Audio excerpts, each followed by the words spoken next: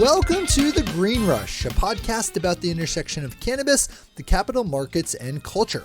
On a weekly basis, hosts Ann Donahoe and Louis Goldberg of KCSA Strategic Communications speak with the business leaders, financial experts, cultural icons, legislators, and generally interesting people moving the cannabis industry forward. Today, Louis and Ann are talking with one of the most trusted names in the industry, Kris Krane, founder and president of 4Front Ventures. As is common just about everywhere now, the topics of the coronavirus and the health and economic impact it's having on the global markets is right at the front of mind for everyone. Kris recently penned a column in Forbes talking about the effects that the global pandemic has had on and will continue to have on the cannabis industry. This is a vitally important topic for everyone, so don't sit back, lean forward. Now onto our conversation with Ann, Louis, and Kris.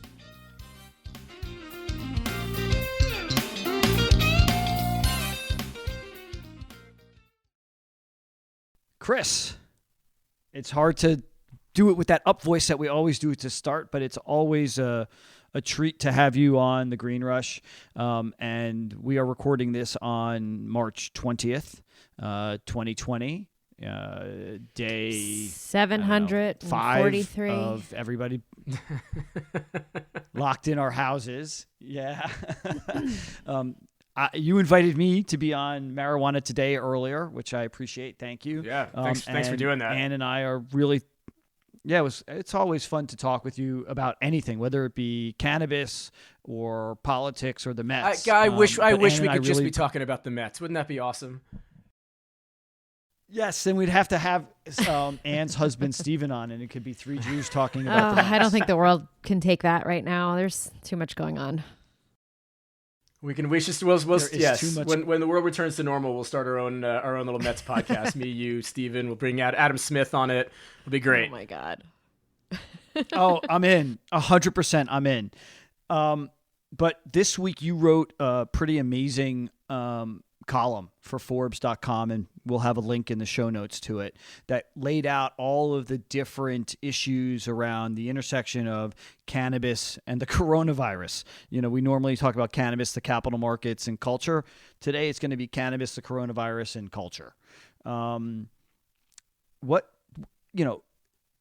Thinking about what this has been doing across the board and how society has reacted to the coronavirus, the regulatory and legislative takes on what's going on with the coronavirus. Where does cannabis fit into what we are all experiencing? Well, look, it's impacted like everything else is impacted. Everybody in the cannabis industry is concerned about their jobs, whether or not stores are going to stay open, whether or not customers are going to be able to come to the stores, whether or not production and cultivation facilities are going to be able to continue producing the products that so many people rely on, whether patients are going to be able to access the medicine that they need for their own health and well-being, in some cases life-saving medicine, and consumers are going to have to think about their own consumer behavior in ways that they never really have before in order to help prevent the spread of this virus. So it impacts effectively every aspect of cannabis and the cannabis economy, just as it's impacting every aspect of general life in the economy. Can you talk about a little bit about what you're doing from a dispensary level? I know, in the column, protecting patients first was literally the first thing there. So, what are you guys doing on the front lines to make sure that patients still have access to the medications that they depend on? Sure. So, first of all, thankfully, in all the states where we operate our retail stores, actually where we operate in general, we have not been ordered to shut down.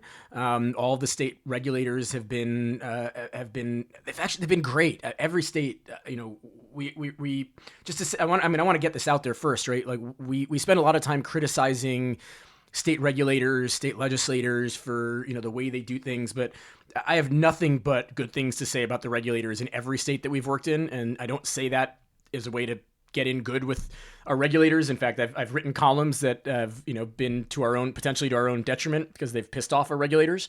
So I've probably to a fault will tell the truth when it comes to these things, but they've been great. Everybody's taking this seriously, and everybody has recognized that we're providing what we believe to be an essential service, particularly to the medical patients. And I'm sure we'll get into this later, but not only for patients. That said, we have taken measures at all of our stores to help with the current pandemic. In many of our stores, we have moved to online ordering only. In fact, in most of our stores, we've gone to online ordering only. The only store, I believe, where we're not doing that currently is here in Chicago.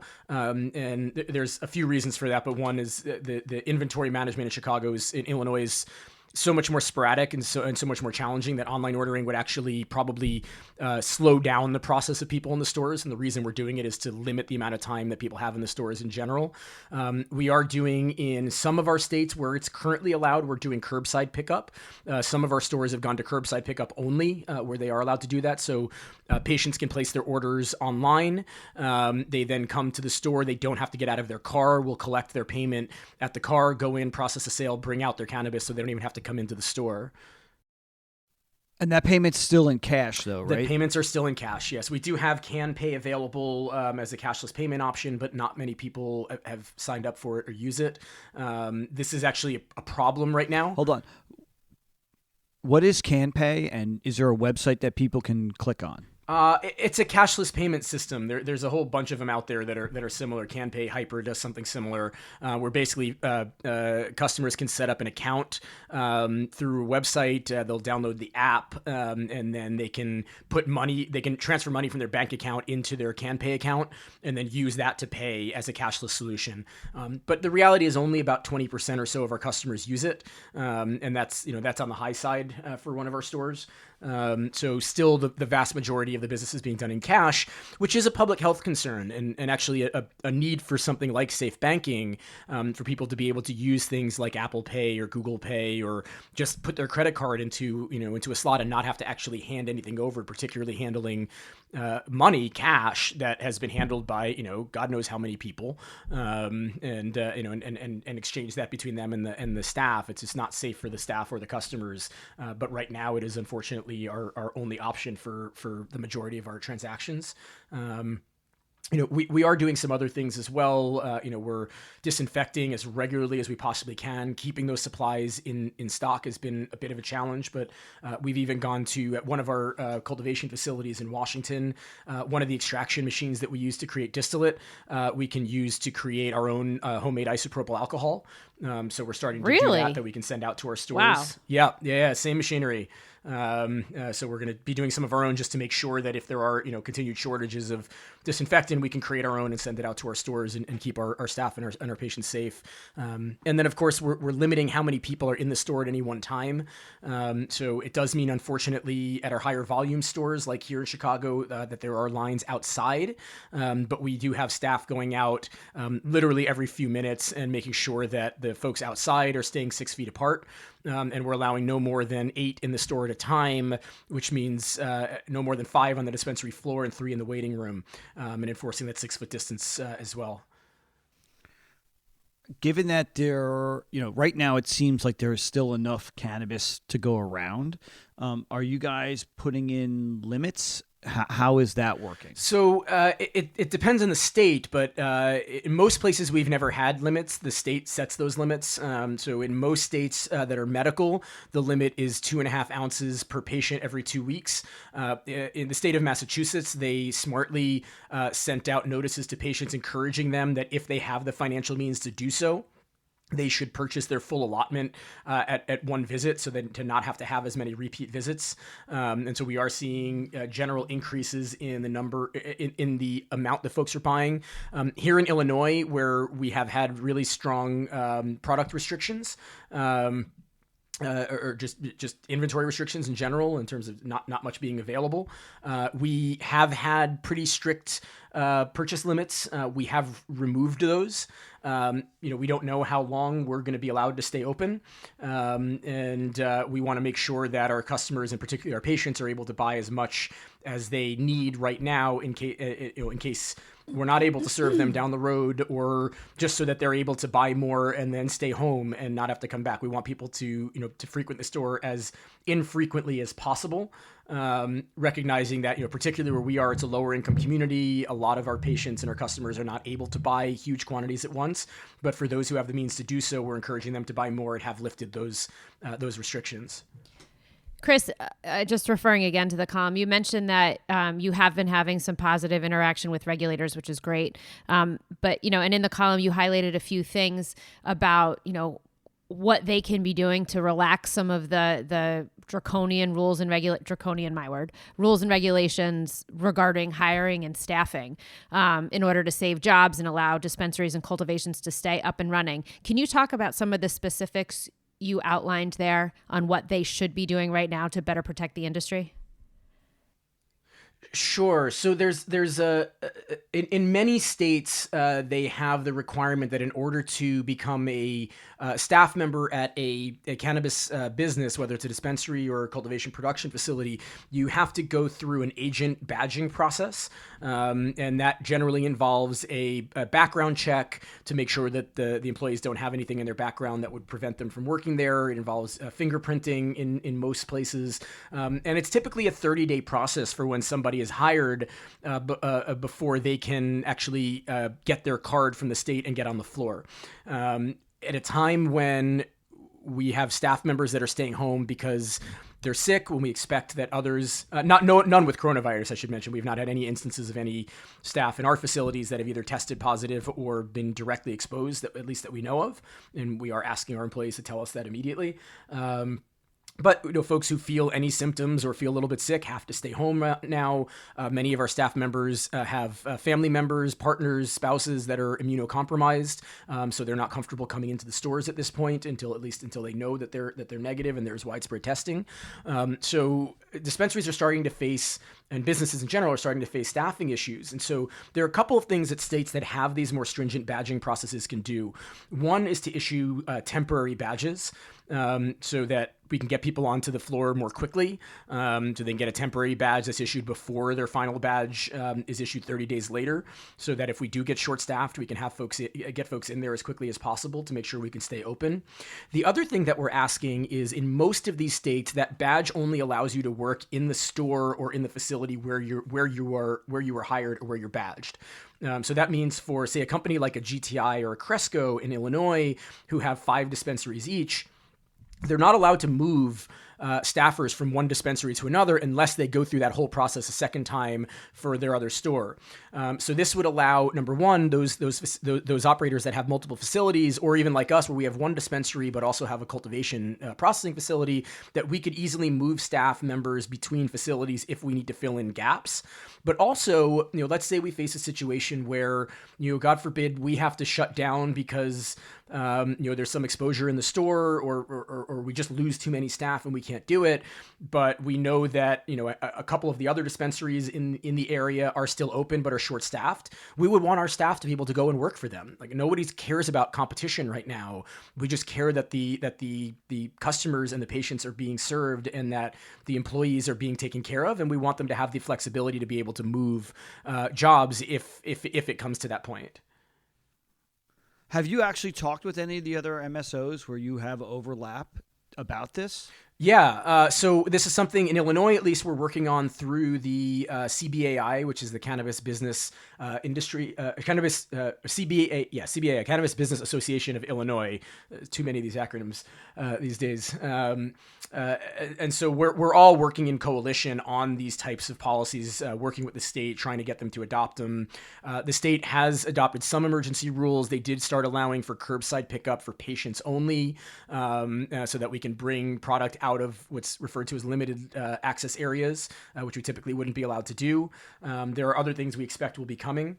One thing I don't know if you guys even know this yet, although I'm sure it'll be known by the time this airs. Literally, as we were recording Marijuana Today, and actually during the second segment, which after you had left, Lewis, it was announced that Governor Pritzker here in Illinois is going to be issuing a shelter-in-place order. It's actually coming down officially in about a half an hour from now. Starting tomorrow, and that all cannabis businesses are going to be exempted. Not only medical, but cannabis dispensaries and production facilities in general will be exempted. So we will be considered an essential business and allowed to stay open through the shelter-in-place order. So, and Shay, yes, I just started a question with so. That's a little inside baseball here. There has been this undercurrent amongst a lot of people who don't believe in the medical power of cannabis, that they thought the medical programs were always a stalking horse to getting to adult use. What would you say to the doubters of the medical value of cannabis today, given that, what Governor Pritzker has done, what's been done in California, done in New York and other states, that about cannabis and its medical value? So what I would say to Kevin Sabat is you've lost this argument, right? I mean, there just aren't many people out there that believe this anymore. The polling is well north of 80%, as far north as 90% in most places in terms of support of medical cannabis. I think at this point, almost everybody in the country has known someone, a friend or family member, coworker who has benefited from medical cannabis. I think the debate over whether there's any medical value to cannabis is over. We've won that debate, and we're seeing it in the fact that all of these states are recognizing medical cannabis as an essential service. And it's actually to the point where, rather than medical cannabis being a stalking horse for adult use, it's getting to the point now where recreational or adult use cannabis is a stalking horse for medical, right? Because in most states or every state that has adult use also has medical, and a lot of medical patients don't get a medical card anymore because it's legal and they don't need to pay the money to go and see a doctor and get a card when they can buy it legally and they're not going to get arrested for having it. So a large percentage of the customers that we serve on the adult use side of the business are using it for medical purposes or for wellness purposes. And so if anything, that paradigm has been flipped on its head, where the adult use program has become an entree for medical consumers to receive the medicine that they so valuably need. Cannabis tends to be an unbelievably social experience. A few months ago, we had Lizzie Post on from the Emily Post Institute and talking about the etiquette of cannabis. When you're smoking a joint, it is actually expected for you to pass that joint along. Right. It's right? communal. Don't bogart that joint. It's communal. Yeah. Yeah. In the world that we are in today, what would you tell somebody if you're sitting in somewhere out smoking a joint and somebody says, "Hey man, can I take a hit on that?" They should tell them, "No man, I'm going to bogart this joint." It's the truth. It's unfortunately right now. I mean, look, we're living in an environment where people are being asked not to shake hands or hug anybody or even come within 6 feet of another human being.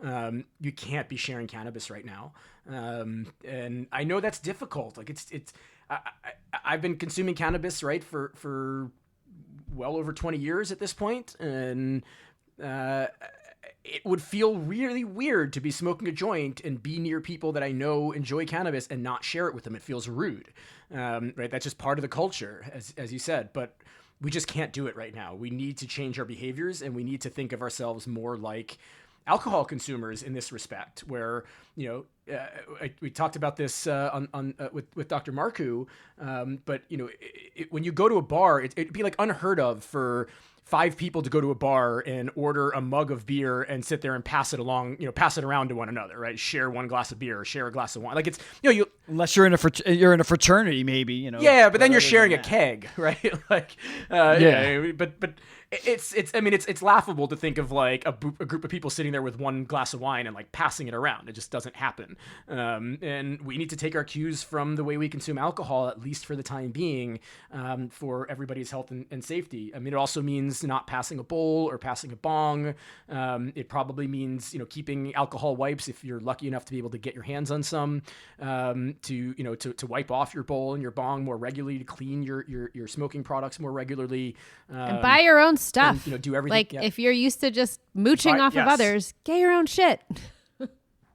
Yes. And this is really important, use legal products when at all possible. And we recognize that there are a lot of people that live in states where it's still not legal and they don't have ready access to safe and legal tested products. But we know that products on the illicit market are more likely to contain contaminants, to contain pesticides.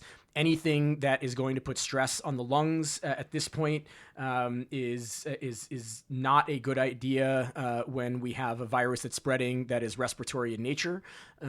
So vape more when possible, use non-smokable products if possible, preferable to smoking at the moment. Although I know that's not, it's not possible or really feasible for a lot of people. And if you have the opportunity, use legally produced products or products that you've grown your own or come from a very trusted source where you know the grower, where you know more than one step removed from the person who's cultivated. This is not to say, use a backdoor excuse to ban home grow. If you're growing your own, by all means, use that product. But you're much better off using legally produced products than getting anything from the illicit market. And the last point is, right now, don't use illicit market vape cartridges.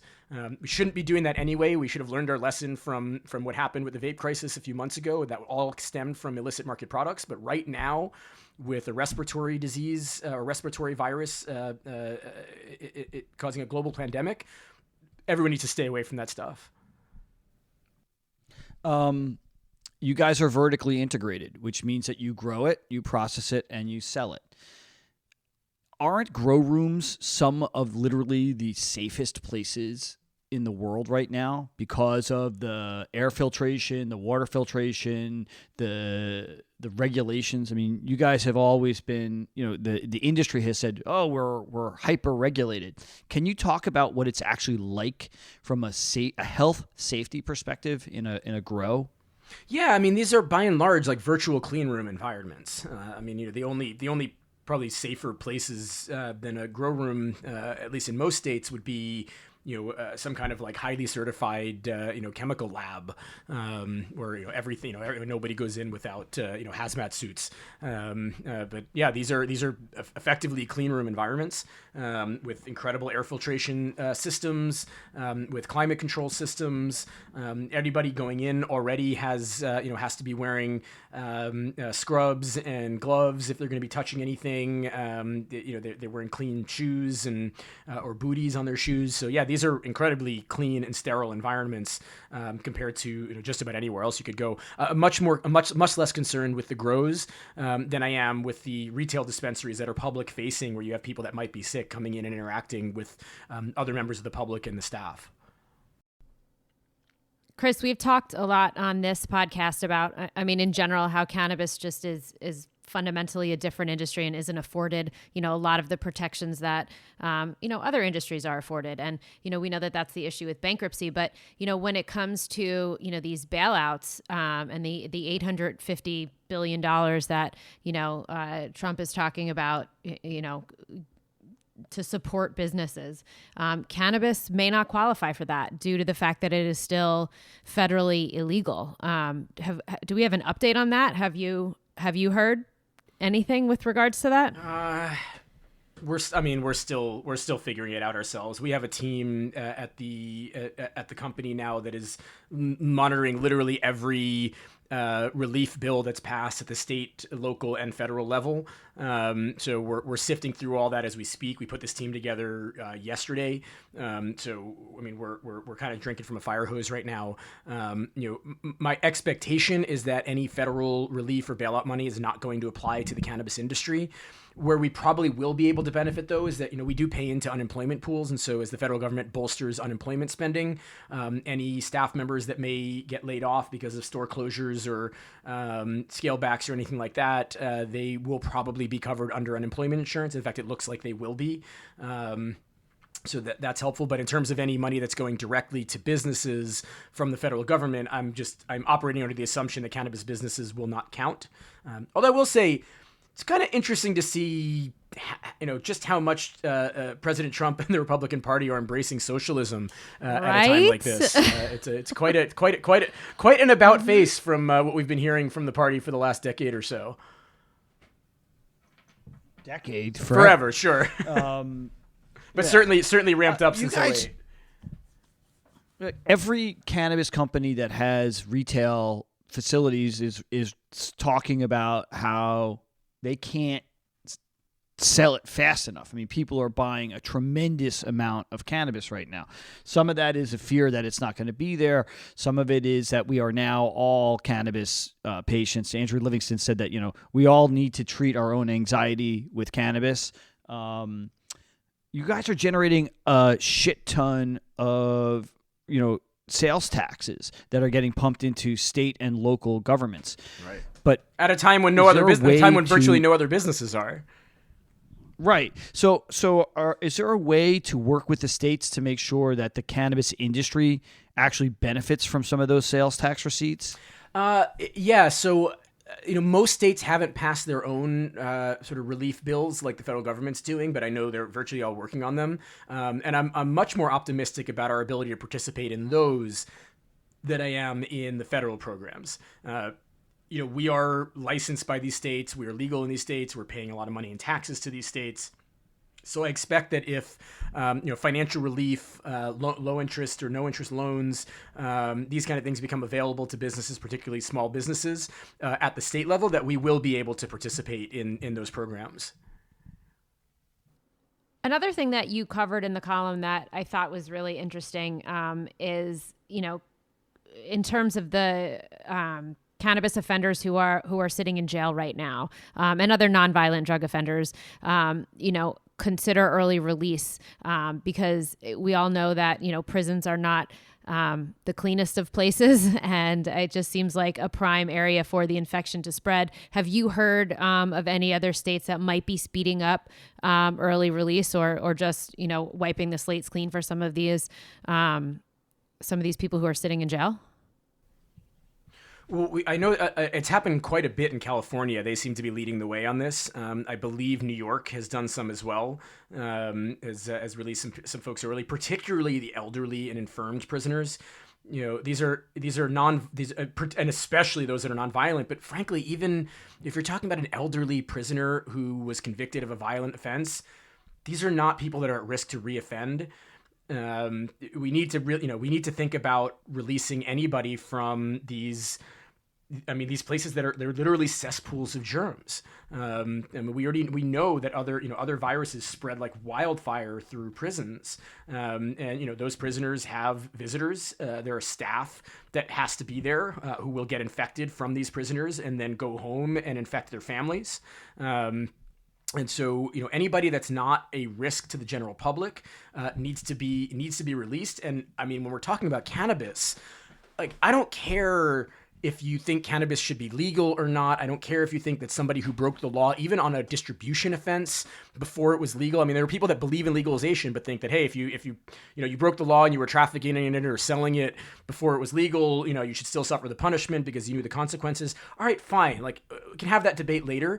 But I don't think even those folks would think that a cannabis offense should in any way merit a death sentence. And that is effectively what we're talking about here when talking about leaving people in prisons, not only because they might get infected, but because the more people are in there in these horribly overcrowded situations, the more likely this is to spread and infect more people. And of course, the healthcare that's available to folks in prison is, to say substandard would be an overstatement. And people shouldn't have literally have to risk their lives over a cannabis offense. It's just fundamentally unfair, and we need to think about about prisons differently in a moment like this. Let's pivot for a moment to talk the federal government. We talked about the bailout and how most likely, the cannabis industry is not going to be able to tap into those funds. Is this a moment that you think, I don't mean today, March 20th, but maybe April 20th or May 20th, that, the federal government is able to take its head out of its ass and say, this is the time that we need to change the regulatory and legislative framework around cannabis? Or is this so far down the pecking order that we're not going to see any? And I was dubious about anything happening this year just because of all of the other stuff going on in the world. But given the impact and value cannabis has from a medical perspective and from the amount of money that is pumping into the economy and the number of people that work in the industry, do you think that the government figures this out? I'm pretty pessimistic about that for a handful of reasons, right? I mean, the federal government has a lot to worry about right now. Really? I mean, they should at all times, but particularly right now, they're going to be busy with responses to the pandemic and to the recession that's happening and happening quickly, as they should. So it's hard to see them prioritizing this. That said, maybe we get some relief included in one of these broader reform bills or broader relief bills or bailout bills. Maybe we get something like the Safe Banking Act included in some broader omnibus bill. I think they're about to pass one now, but there's going to be more coming because this is probably not going away anytime soon. And so maybe we something like safe banking. I think actually there's a real argument to get that done at the federal level now. These businesses are going to need access to small business loans and lines of credit because we're going to take financial hits like everybody else, and that's not available to us now. And also, we mentioned cash handling before, and how dangerous that is. If we could get Safe Banking Act passed, we could get access to credit card and merchant services and cashless payment processing, so that customers don't have to handle cash and risk their health and safety. But all that said, I'm not optimistic. First thing Congress has got to do is allow for remote voting, and that's not even in place yet. Nancy Pelosi has actually been resistant to it so far from everything that I've read, which is kind of shocking considering she's okay, boomer. I mean, okay, boomer. She's over 70 and she lives in San Francisco. Would have to fly back to Washington to deal with this stuff. I mean, she's a high risk group. So I think common sense is gonna prevail on that, and we will wind up getting remote voting under emergency circumstances. But even with all of that, I think the chances for reform at the federal level this year are probably pretty slim. What about at the state level? Because this was a year that we looked like we were going to see a lot of action. New York, New Jersey, Ohio.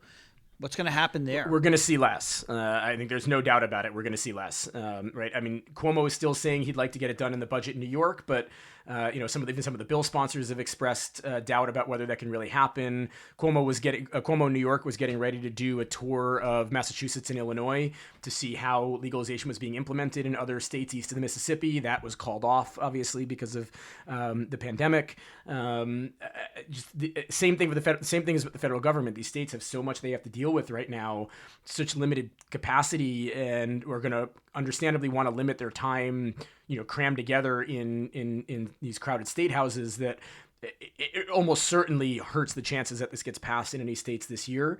And then you've got the ballot initiatives, which are coming in November. Some of those have not qualified for the ballot yet. Collecting signatures for those initiatives is going to become extremely difficult, if not impossible. So I think some states that might have been on the ballot otherwise are probably not going to be now. And then for those that are on the ballot, it's going to be way more difficult for the campaigns to raise money to run effective campaigns, particularly in a state like, say, New Jersey, which is going to be one of the most expensive states in the country to run a campaign, because you're dealing with the New York and Philadelphia media markets. It's going to be hard to raise that money when businesses aren't bringing in the revenue that they had expected to bring in, and when philanthropists are worth a fraction of what they were worth just a few weeks ago and still on their way down. So I am concerned about the prospects of reform this year. That said, moments like these, some things are going to fall by the wayside, and that sucks. But we need to be primarily concerned, and governments need to be primarily concerned with the health and well-being of their citizens. And unfortunately, if this becomes a casualty of it, it is quite unfortunate. But this is probably the only circumstance in which I would be, somewhat understanding of legislators punting on legalization. Okay. So can we look to November for a minute, assuming that we can actually all go vote? Looks like Biden's vote by mail. Every state needs to put vote by mail in place right now so that we all can definitely vote in November. This has to happen. It has to start now. Yeah, my fear is that he's gonna do something crazy and we're stuck with him like Putin. Yeah. So it looks like Joe Biden is the guy. And Grandpa Joe.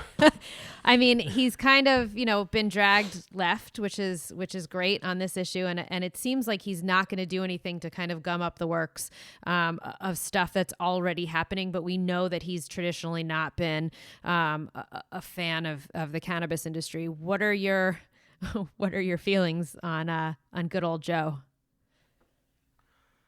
I mean, look, my feelings are well known on Joe Biden when it comes to cannabis. I've been doing this a long time. I spent a lot of time in Washington, D.C. working, professionally on cannabis reform. And for years and years, we had two main enemies on the Democratic side of the aisle, particularly in the Senate, and that was Joe Biden and Dianne Feinstein. So he has not traditionally been good on this issue. He's been known as a prosecutor's guy. But look, that said, he has moved quite a bit in the right direction on this issue. He's still not great. His position is effectively what Barack Obama's position was in 2008, and the party has moved dramatically on this issue from there. So it's not an acceptable position for a Democratic nominee in 2020, but it's a lot better than where Joe Biden's ever been. And all of that said, I'm feeling cautiously optimistic about what a President Biden would do on this issue, should Biden win in November. Hopefully you got two 70-something-year-old candidates between him and Trump. So who knows if they'll both be here in November. But that said, should again, okay, boomer. Right. Should Biden wind up being the president, he's never going to champion this as a major issue. It's just not who he is, and it's not something that he cares enough about. But he has said he's in favor of decriminalization. He has said that he will let the states do what they want to do. He said he's in favor of expungement for any possession records. And there's a few things that leave me somewhat optimistic. One is, and Adam Smith has pointed this out on Marijuana Today a couple of times, and I think he's right. If Biden is the nominee, and it looks like Biden is certainly going to be the nominee, he's going to owe that predominantly to African-American voters.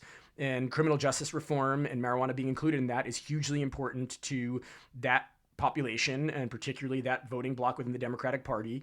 And I think it's going to be very difficult for him to come in and really piss them off. So I think that hopefully African American voters will hold his feet to the fire. And I also think the party has come so far at this point where if the Democrats control the House and the Senate, and I think that's probably more likely now than it was a few weeks ago, although who knows, it's just way too early. But if the Democrats were to take the House and the Senate, they would almost certainly pass some form of far-reaching marijuana reform. And I have a hard time seeing a President Biden vetoing that, given where the party is today. So I don't think he's going to champion it. I don't think he'll push members to vote for it. But if they send him a bill, I think he would sign it. So I think we'll probably be okay in that respect.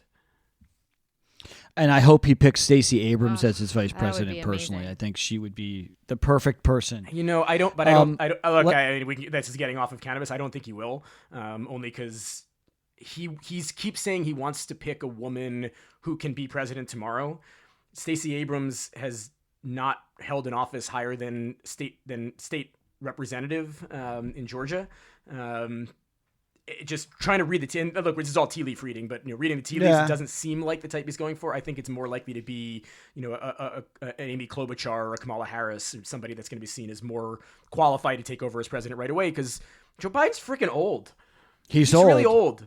And he could get the disease. He could get the coronavirus. I wouldn't wish that on anybody. He could get anything. He's old. I mean, the guy's gonna be 73 years old by the time his reelection, or sorry, 83 years old by the time his reelection rolls around. I don't think he would actually run for reelection, but that's a whole other thing. But just think about like how many. Yeah, I don't think so. How many 82-year-olds have you met that could do a 16-hour a day, 7-day a week job? None. Not one. Right. I don't know 42-year-olds that want All right, that. We are. Right. Exactly. I don't. I'm almost 50, and I don't want that job. I mean, look, like my mom would kill me for saying this, but like my stepfather is probably the most physically fit 77-year-old I've ever met in my life. Like he literally goes to the gym twice a day, some days, and plays golf 4 days a week. He's like unbelievable, and he still naps once or twice a day, every day. I just can't imagine someone at that age handling the stresses of the job. But look, when it comes down to it, Biden is going to have competent people around him. I would trust him to hire a bunch of really competent people that are going to really be the ones running the government day to day, and that gives me a lot of hope for what we would see under a Biden administration. All right, let's talk self-care for a moment. We are all unbelievably stressed. You work for a cannabis company. Actually, you're the president of a cannabis company. Can you talk a little bit about what you are choosing to consume? And I'm assuming less vaping and smoking, but what are you consuming now to keep your head about you when all others are losing theirs? I mean, look, my routine hasn't changed a whole lot. I'm generally an evening consumer, sometimes weekends and usually, well, not usually, pretty much every evening. It's my way of just unwinding at the end of the day. I'm just kind of too busy to do a lot of too much daytime consumption these days.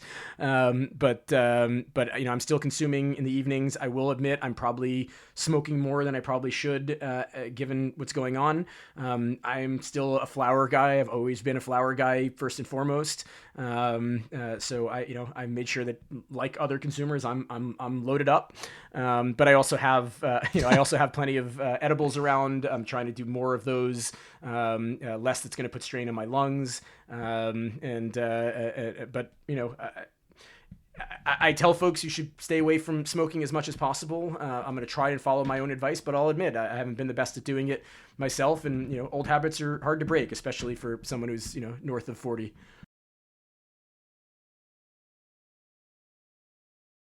All right. I got nothing else, dude. I'm done.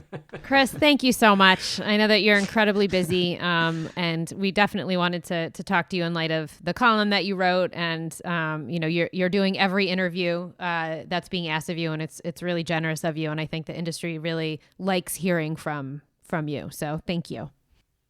Well, thank you. I appreciate that. I'm trying, just trying to get the word out. I think I think if there's one thing that I can get out there more than anything else, it's just the importance of treating these businesses as essential businesses for all the reasons that we discussed. There are patients whose lives depend on it, whose health depends on it.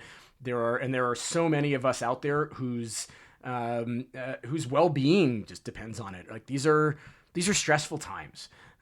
These are hard times. Everybody's feeling frustrated, sad, a lot of anxiety, and cannabis can be really helpful for folks in that. And so, I really hope that we're all able to stay open for the sake of our consumers, our patients, our employees, and for everybody who relies on cannabis to help them deal with what is an unbelievably difficult time for everybody, not just here in the United States, but around the world. Amen. Very special thanks to Kris Krane, the founder and president of 4Front Ventures, for making the time for us today. Check out what they're doing at 4frontventures.com. Also check out Kris's column at Forbes.com, where he's a senior contributor. His columns are absolutely a must read. We'll put a link here in the show notes for you. And as always, we want to hear from you. Find us on Twitter at @the_greenrush or Instagram at @thegreenrush_podcast, or send us an email at greenrush@kcsa.com. We are always looking for feedback and guest ideas. And don't forget to subscribe to The Green Rush in your favorite podcatcher. One take, Shay. Literally one take.